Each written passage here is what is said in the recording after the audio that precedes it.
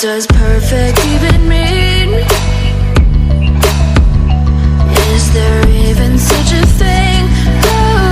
Ooh, can we switch up all the rules and imagine a utopia?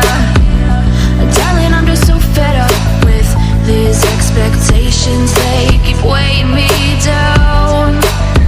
My heart is begging me to get the hell out of my head. I'm gonna live inside the upside down for a minute and pretend, honey, I'm a perfect 10. Whoa, whoa, honey, I'm a perfect 10.